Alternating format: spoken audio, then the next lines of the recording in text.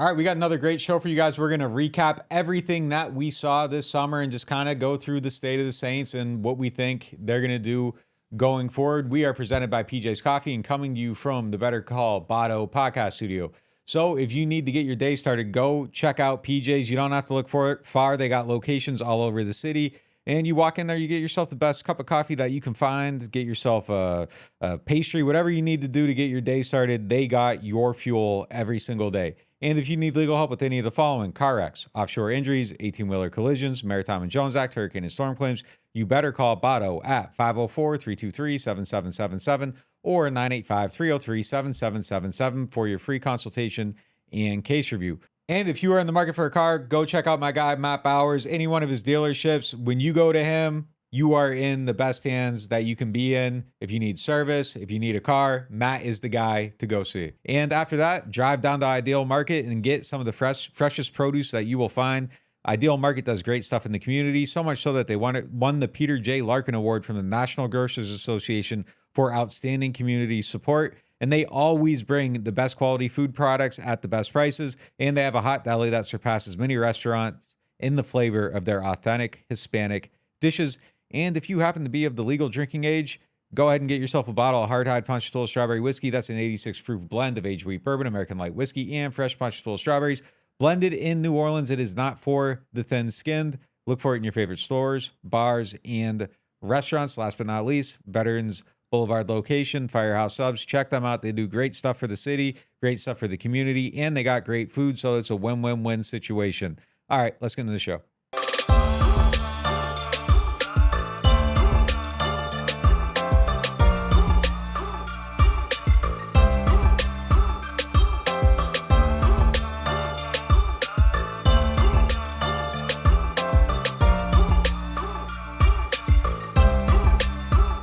All right, so we are now fully into the offseason. You doing okay? You doing okay? I'll get through. I'll be all right. Look, I'm not going to lie. Like, I'm going to miss watching practice, being out there 3 days in a row, having things to analyze, things to talk about, watching the build, getting the picture, finding out what the team is, starting to define it. That's the most exciting time of the year for me until training camp, and then that's the most exciting time of the year for me. I actually like this part of the season better than the actual football games because we just spend so much time imagining what it's going to be, creating concerns, creating hope, creating whatever, and then none of that matters, and you actually find out what's fact and what's fiction. I just enjoy figuring out what it's going to be, and I feel like we're off to a good start. I feel better about where this team is starting than either of the last two teams. Without question. And, I mean, I've covered enough of these teams and enough different sports that I've always been one of the people that shies away from vibe. Like, you know, is there enough urgency? Is there enough intensity? Do you like the vibe? We don't really know. Do you like the vibe, though? We know from talking to some people, but it's so clearly different from last year. Oh, yeah. Like last year stood out as, and I won't say just last year. It's not like DA came in and all of a sudden everything was relaxed. DA came in and continued what Sean Payton had been doing for his last 3 or 4 years. It just got kind of more and more relaxed. I think COVID was a big part of it. And they canceled OTAs the COVID year and really limited them and maybe even canceled them the whole year after that. And veterans were doing less and showing up less. And it just sort of became the way the team had gone. And when DA came, I think it was so much of a nothing to see here. Everything's cool. Everything's the same last year that it felt, I don't want to say lazy, but it just felt like a lot of guys didn't show up and stuff like that. There is a clear urgency this year. I think there's an urgency from DA. Everything we're hearing behind the scenes about how he's on top of everything now.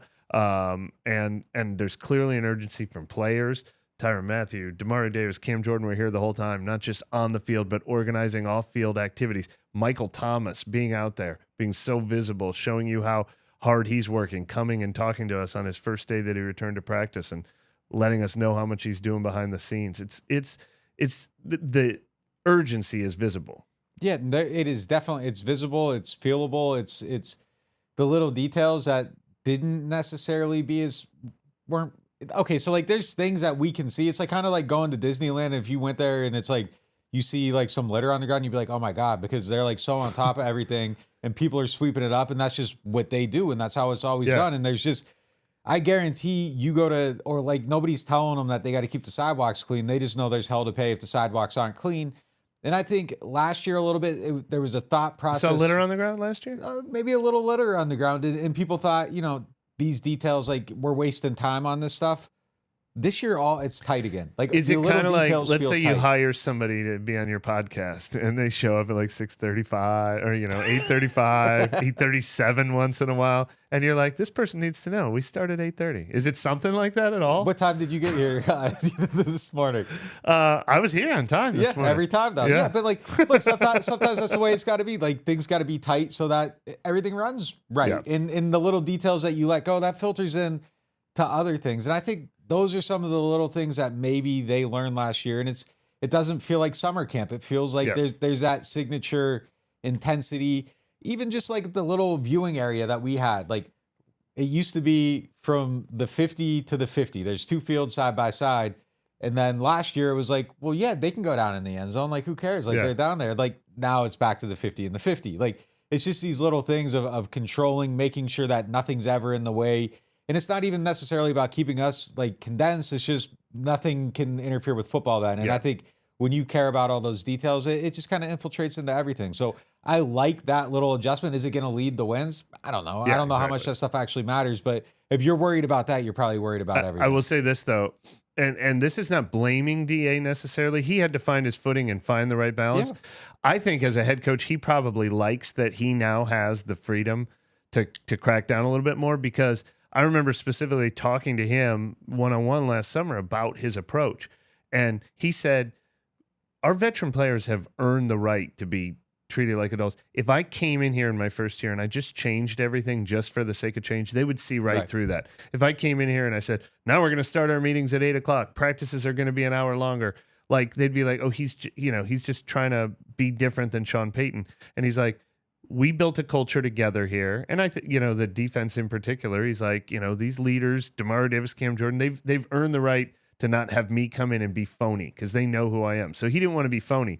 But now he's going to be like, everyone in the building knows last year was unacceptable. So I think that gives him more reins to crack down. And the players are doing it themselves too. Like we said, the players don't have to come, but I think attendance was higher, because I think they wanted to, all of them feel like last year was a wasted opportunity, a wasted year of their careers. Yeah, and it was, even for the young guys too. Chris Olave, I talked to him earlier this offseason, and one of the things he was talking about was just how hard it was for him to be in a losing atmosphere. And I think that stuff does actually, it matters. And I do think that we see it in there. I think they all probably feel like they failed in some regards. I think probably the players, even, DA's tightening up. Some of them probably have had to do self audits and realize that, okay, I could have been a little bit tighter. I let myself down a little bit. I shouldn't need to have a coach, and that was one of the things you pointed out last year a bunch of times. And it's true. Like, it's a veteran team. Like, they shouldn't need a coach to have their foot on their neck. The coach should put his foot on their neck, like, was my argument. I think both those things happening though is having the accountability to put, that pressure on yourself, the coach putting the pressure on. You're probably going to get the best results out of everybody with that. But yeah, I like where DA is at right now. I don't know what it actually means. Right. But optically, I think at this time last year, if we had been doing this podcast already, and we should have been, but that was a slow process. That was a slow process. No, wait a minute. Was that? Oh, we did do a summer wrap. Are we on the 1-year anniversary of the first pod? Of the first one? Yeah. Yeah, we were probably optimistic though, so let's not. Nobody go find it. But I mean, I think we were starting to think okay. We talked a lot about it. It might have been more during training camp, but we definitely like I think it was training camp, because I think we were leaving. Like, I think it was like by the time we were getting to practice 7-8, and we were like, that's it. It's over at 11:40 again today. Like, I think we were a lot like, when did they turn this thing up a notch? Yeah, and it was like, oh, these guys are here, but like, are they practicing? Like, has Cam practiced this offseason? Is DeMar like where's and it just felt like nobody was making plays. It felt like we ultimately took note of that, and they didn't play a lot in the preseason. And I know Dennis Allen said after the fact too that they wanted that joint practice week with Green Bay to be the bulk of their work. More, he believes in that more than preseason games. The whole NFL is trending that way too. And then, like, almost all of the relevant starters were injured in Green Bay, so that hurt things. But and this year they're doubling down. They're going to do 2 sets of joint practices. So maybe that's one way of getting more work in. But very clearly, that all added up to one of the biggest problems last season was a painfully slow start. So I know they're cognizant of how can we avoid that this year. How do you feel? Like, have they made you feel like everything's going to be okay? Do you feel cautiously Well, optimistic, this fully optimistic, is a somewhat pessimistic? perfect transition into recapping the final practice, which we haven't done on this show yet. I think two of the things we felt best about all summer were how good Chris Olave looked as a burgeoning wide receiver one, and how Mike Thomas has been back looking like a wide receiver one. It's like, man, if those guys are out there, and then Thursday's practice comes and Olave's dealing with a little bit of an Achilles injury that he was out there watching, and so both DA and sources had downplayed it as a minor thing, and he was out there obviously on his feet the whole time watching practice. So hopefully it's Quick minor. interjection, because people worry about DA lying about injuries and everything. Because last year there was some stuff like it's a fair feeling. I checked with sources that are not in any way attached with the Saints, and they said the same thing before I heard those words come out of DA's mouth. So I believe it's really nothing. Plus, we also saw him walking around, so it's definitely not a big deal. Yeah, but the point being that with Mike Thomas still not in team drills and Rashid Shaheed dealing with what he has also said is a minor groin injury, and Chris Olave, like all of a sudden I was like, these are the receivers, like, and that's my fear with the whole team. I've like doubled my confidence in the starting units. Like Derek Carr looked great. His chemistry with all the guys he has to have chemistry with looked great, even with Alvin Kamara in small doses, with Michael Thomas on side fields, with Chris Olave, with Jawan Johnson. I just mentioned how much I love seeing Tyrann Mathieu out there every day, Marcus May out there every day, Cam Jordan, Demario Davis, Pete Werner out there every day. Even the guys that need to step up, Peyton Turner was out there for every single practice. Like, I feel so good about all that stuff. But I mean, my fear with this team is still there's 10 different positions where the starter could be great and the backup scares me. Yeah, that's definitely a fair concern. And yeah, them tearing through the wide receiver depth like so quickly was a little bit concerning. I don't think any of that stuff's huge, so I'm not too worried about it. But it is a reminder. And look, some of that fear is probably just a little bit of a residual effect from previous seasons, where just literally we've seen that everything can go wrong. I can't imagine that happens again. Like, I hate saying it, but like I might be jinxing it right now. But I can't. Look, every year that I've ever covered the Saints, fans have said we must be number one with the worst injuries in the league. Every team feels that way. The last 2 years, they really had to be in a top three, not only at the amount, but the who. No, I mean, they literally the were. who. Yeah, I mean, it was the starting quarterback, the NFL Offensive Player of the Year, the offensive lineman, Marshawn Lattimore, who we think is probably the best player on the team. Like, they had the kind of Will Lutz 2 years ago, like the kicker when they were losing 1 and 2 point games every week. Like the injuries that they've had over the last 2 years, nobody can overcome those injuries. I think my biggest reason for optimism right now is actually Derek Carr too. I couldn't have been more impressed with how they looked on offense in these practices. Last day of minicamp, he goes through, he leads them down the field for the score on the 2-minute drill. And like the way he led that, one of the headiest things I saw is they got a pass out to Adam Prentice in the flat and nobody covered him. Earlier in the drive, they come back to it. They're in a play. He checks into something else to get Adam Prentice in the flat going the other direction. Nobody covers him over there and they score. It was just like so Breeze-ish. And I hate to summon that man's name because Derek Carr is not going to be Drew Brees, but those are just like the little details that I don't think we saw happen last year with like Andy Dalton starting at quarterback for most of the season. It was just kind of, this is the play that's called. We're going to run it. We're going to do it. If there's a slant on this side of the field against Tampa Bay, I'm going to force it there because that's where I'm going with the ball predetermined. Like, I just think that they were doing things very rigidly, and that kind of shows a little bit of the fluidity that I think helped really make this offense go before. And that's what Pete Carmichael needs too. He needs someone to help him. Okay, I'm going to call this concept. Now you adjust to it out of that based on what you're seeing. I think with those things together, the offense is going to be so much better. And we just saw it. Like, I mentioned it a bunch of times in our shows recently, but just the big plays, the consistent big plays. And, you know, it's just, that wasn't happening before. And it was because of ability, injury, availability, all the above. But we're seeing it. You feel like the offense is actually good now. I can't remember how long it's been since I went out and I watched a practice and I like really actually believed in the offense. They have real receivers. The guys that aren't at the top of the chain are making plays too, like because the quarterback, I think, is elevating them a little bit. I just like where the offense is at right now at this point in time. Well, and what's crazy is, so we also talked to Taysom Hill at the end of the week, and he's talking about how we saw him get quarterback reps on 2 of the 3 days that he practiced. I've said on this show a couple of times now that I loved seeing him get 100 carries last year and what he did with them, averaging 6 yards of carries, running for 7 touchdowns. He talked about how he'd like to get a lot more involved in the receiving game. And we're looking at it like, yes, more Taysom. And I'm like, but at whose expense? Like, how are you going to give Taysom more catches when they all of a sudden have more receivers? How are you going to give him more carries when they've added Kendre Miller and Jamal Williams? How are you going to give him more snaps at quarterback when they just added Derek Carr? And this is obviously a great problem for the team to have, because last year it was like Taysom Hill was like the second best offensive playmaker in the team, and now you're wondering where he fits. But that's fine if he's a bonus. Yeah, like if somebody's getting marginalized now moving forward, as opposed to last year where it was like, why aren't they getting him the ball? They need to get him the ball more. If someone's getting marginalized, you just want to look at it and be able to say, like, all right, so what? Like, they're winning games, they're scoring points, they're moving the ball. Okay, Taysom's not getting the ball enough. Alvin didn't get the ball enough here. Like, they need to be at a place where it doesn't matter. And there's so many guys on this team that it's going to be inexcusable almost, I think, if they aren't good on offense. There's just way too many playmakers. And by the way, like, some of them are still on the sideline. Like, we haven't seen Kendre Miller yet. Yeah. Rashid Shaheed wasn't out here for OTAs.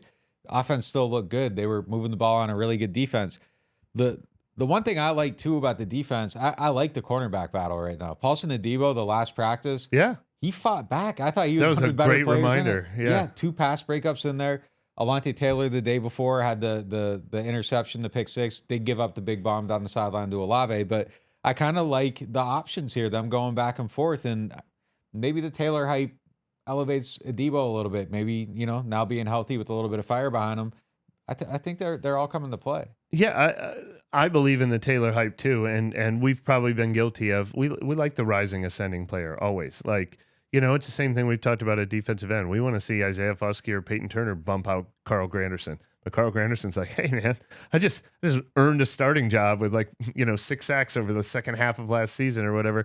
I don't want to go anywhere, and that's where Paulson Adebo is too. It's like, 12 months ago, we were really excited about his future. He's not giving up on his future. And, there's a reason we keep calling it a battle, because it'd be Taylor's job in hand if there wasn't a legitimate candidate there. But it was interesting that to see him be sort of the standout player in practice, because he does get treated often as an afterthought. I think sometimes maybe we're guilty of it. Definitely the fan base is ready to see the young, exciting guy move ahead. I think that the reason for that, too, though, is that you can see, I think Adebo's hit his ceiling. Yeah. And you can see how high Taylor's ceiling is, but he actually has to get there. Yeah. I think his floor might be a little bit lower than Adebo's right now. I think Adebo's risen his floor to a level where Taylor's trying to get his floor right now just by learning, getting reps, settling in, doing all that stuff.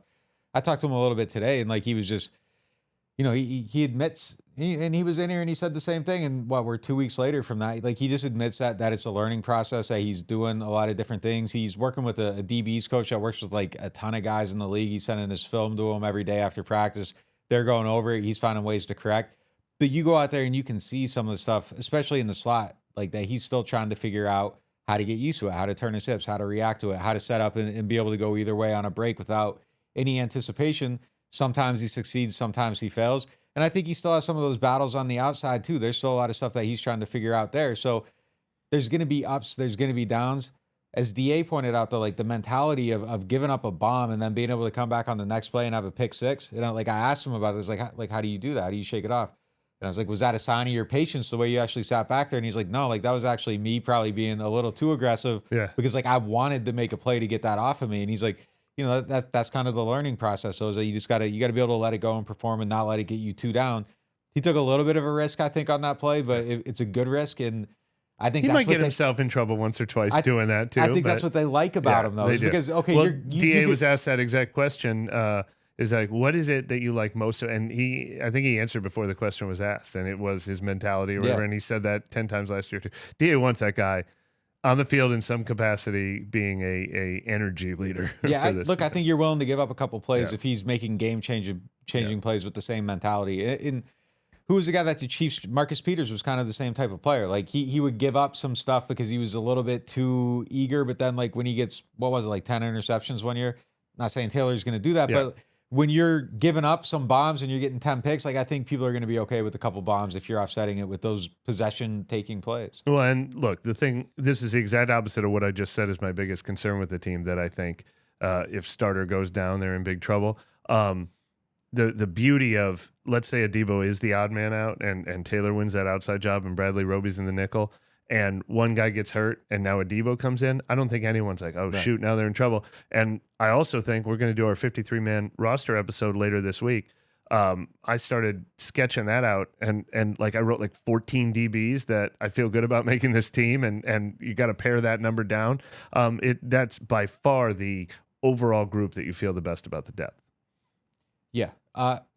Look, running back maybe, but yeah. I mean, look, on the DBs, Adebo, the one thing he has to do though is he has to show he can play and make plays without getting penalties. And even one on one of the highlight today, in Thursday's practice. If there was a real ref out there, it might have been. Yeah, he put Quan Baker in the dirt. Like it might have not been a clean PBU. So I was standing next to one of the injured rookie defensive back. I'm drawing a total blank on his name. The Anthony guy, Johnson. Yeah, I was standing next to Anthony Johnson. He thought it was clean.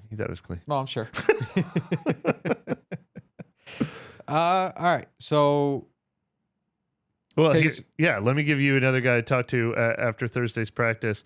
Peyton Turner, who I've been wanting to talk to all offseason. I think one of the bright spots is that he has practiced the entire time, and we went over it. It's last year he did not get OTAs and minicamp, which is, huge time missed for somebody as young as him.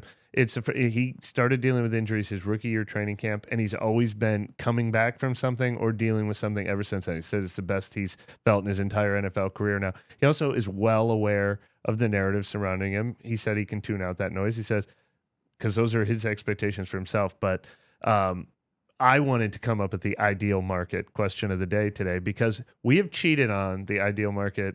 What is the ideal scenario question a few times where we've said, who's the ideal person to win this job? Who's the ideal person to win this job? Because we're usually like, well, ideally it'd be the rookie first round draft pick or it'd be the young guy because that means the future is bright.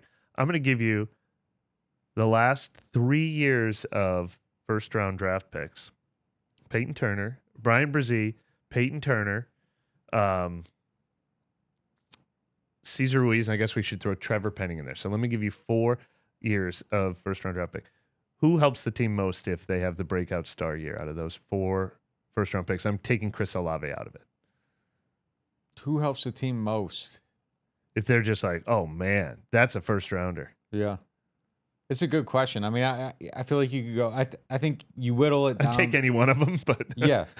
And I almost like doing it without Brzee in there because we haven't seen any reason to doubt yet. So like eliminating him and just kind of going with the other guys.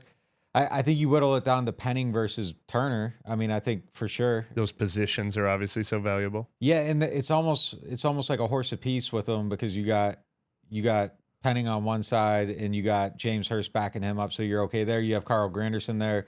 Granderson's probably a little bit better at his position than Hurst is at his. I think Hurst is probably at best a backup.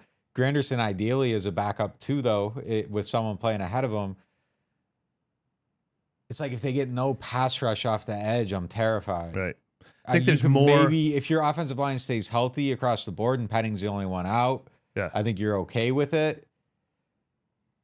I'm gonna go Peyton Turner. I think. Oh, wow. Okay. Yeah, I think I'm gonna go Peyton Turner. Like, but what's the ceiling? Like, let's define the ceiling real quick. Let's just say, who becomes the Trey Hendrickson, from the team, a 10-sack season, and that's what they are now. Like, oh shoot, that was real. They really have become the guy. Yeah. So you have guys that have at least maybe not necessarily in the Pro Bowl, but where we'd be like this person deserves Pro Bowl this person. recognition. Yeah, when we're doing our top 20 rankings, they're in the top 10 from now on. Man, I so badly want to go Penning on this, but like DN scares me. Offensive line scares me the most. But like, if you tell me everything's okay, and the other guy with the foot injury who hasn't been out there at all actually plays up and he plays like he did last year, which I don't know if he's going to do it, then I probably go Penning. If you tell me there's other bad stuff. Well, you go Turner then because I'll go Penning. But yeah, I mean, it's a fair question. And look, if Cesar Ruiz wants to be the guy, that helps too. Any one of those things would help this team so greatly. But yeah, the only reason I won't pick Peyton Turner is because I think there are other guys who could potentially do it. There are other candidates. Maybe it's Isaiah Foskey. Maybe it is Carl Granderson is the real deal, as you said. But with Penning, like the backup plan is you go back to James Hurst, who is not going to be a breakout star, who is not going to have a long-term future with this team. Point. Penning has to work. Yeah. All right, I'm going with you. We're on penning. Yeah, we'll take penning here. Came up with the segment and won it. I'll give it to you because the basement's definitely lower on that side. But man, if Turner could give him 6 sacks this season, I feel differently. The thing that, in your defense, now I'll switch over to yours, is I think people are really counting on Penny. I don't think anyone's counting on Peyton Turner anymore. To get a bonus player who like is in nobody's like, well, the season depends on this guy. If he comes out of nowhere and adds to what we're counting on already, then that is a huge windfall. Yeah. Look, I'll defer all the way on the, like, Colin Saunders made a good point today. I was talking to him last week, and he just was like talking about his role in the defense and everything. And I'm going to write that, so I'll kind of save the details for that. Check out the website for that. But he was just like, this defense, looking at it the way it's constructed, he's like, man, we're at a place like where they get the damn linebackers 7 sacks. And it's just like, all right, so there are ways to go about it when those 2 guys of them aren't last getting year. to them. Yeah, I mean, so 6.5 and 7. But yeah, I mean, that's a well-designed defense when you can get that stuff kind of from everywhere. So yeah, I mean, they could find their way around it if Turner doesn't work out. And you're right, the Penning thing is just kind of like, all right, you got James Hurst, who I don't want to. Yeah. I'm not trying to disparage him. It's just there's. I wouldn't panic if you told me the other 4 starters are going to start every game and Hurst is going to start all 17 at offensive tackle. I'd feel pretty good about that. But then you're looking for a left tackle probably in the first round next year. We talked about the things that we felt best about the summer. What's the thing that you felt worse about? Oh, you surprised me with this one. The one that I felt worst about. I mean, probably I'm still the least comfortable with the defensive line and the linebacker positions that we've been concerned about their depth. It's unfair because they're not in pads and they're not doing contact drills, so we haven't even been able to judge them. But it's not like all of a sudden we found a superstar at tackle, the second end position, or the third or fourth linebacker position that I'm like, oh, they're deeper than ever expected. They're still thin at those positions. Yeah, and for me, it's probably ahead of schedule, and it's probably not a real concern yet, but some of the injury stuff still worries me. Just that we didn't see Penning do anything. We didn't see Ruiz out there at all. I want to see that stuff. On the flip side of that, seeing Mike Thomas do what he did, I think it was ahead of my expectations, and that kind of was one of the things that makes me feel like great about where they're at. Although I don't know how much we should actually believe in him yet. It's a little bit of a fool's gold maybe seeing him out there and building optimism behind it. But it's hard not to feel good about Mike Thomas when you see Mike Thomas out on the field. All right, last topic too. Okay. We are going to do dark horses. We did UDFA guys. Give me like a veteran dark horse. Like a guy that's just kind of flying under the radar. I'll say the cornerback Isaac Yadam. I had him almost projected to be my on my 53-man roster based solely on how they've been using him at corner. And then I went and looked up as like a tiebreaker when I had like 57, 58 guys. I went and looked as a tiebreaker, and I was like, which one of these guys really contributed the most on special teams? And I don't think I realized, because he didn't join the team until like November last year. He was like a legit core special teams player. No, he was a stud. He was playing 85% of their special team snaps. And he is, he feels like an undrafted rookie because we're not as familiar with his background. 5th-year pro. He's like a 3rd-round draft pick. And he carries himself. And now I just caught myself because we said we were going to do this. The guy who's been around always looks better than everybody else in OTAs while the young guys' heads are spinning. But still, the fact that he was such an important player for the team last year, I think he's going to be a tough guy to beat out. When you can do all of that, he's a guy that I think nobody probably even is aware of is on the team that was more valuable to this team last year than people realized. I'm going to say a name that I don't think we've said once ever, Ryan Connolly, the linebacker. Okay. We were out at practice. I kept hearing like good job, Ryan, during special team stuff. So Darren Rizzi likes him, made some plays on defense. I think he's someone that's in that battle. And we've downplayed Nephi Sewell. Like, he was really good last year. Yeah, I raised my hand to follow up with you. He had a monster practice on Thursday. Yeah, he reminded us that, and he was the guy last year. He was my dark horse for the team last year. He ended up being on practice squad, I think, the whole year. Was he ever on the 53? I think he made it up. Late season, maybe? Yeah, I'd have to look it up for sure. He was the guy that I was hyping all last year, and it was just like, oh, yeah, he's still here. He reminded us. So, I don't know. It's interesting at that spot. You got those 2 guys, Orgy and DeMarco Jackson. I think that's the competition for that position. So, it's going to be interesting to see how that plays out, but all this stuff is going to go on into training camp. Look, I think the kicker battle's going into training camp, too. I don't think we see a fast decision there. Punter might also... I don't know. I wouldn't be totally shocked if there was a change, but I think both those guys are going to go into training camp, and we're going to find out there too. We saw kind of the first head-to-head, and I think Blake Gillikin's ahead a little bit, but Yeah. I think they're going to give the other guy a chance to prove it. Yeah, I think in both cases, Blake Gillikin and Will Lutz have proven track records that as long as they show they still have it, they probably get to keep their jobs. And so far, we've been seeing them show they still have it. But as you've said, this goes back to the first topic.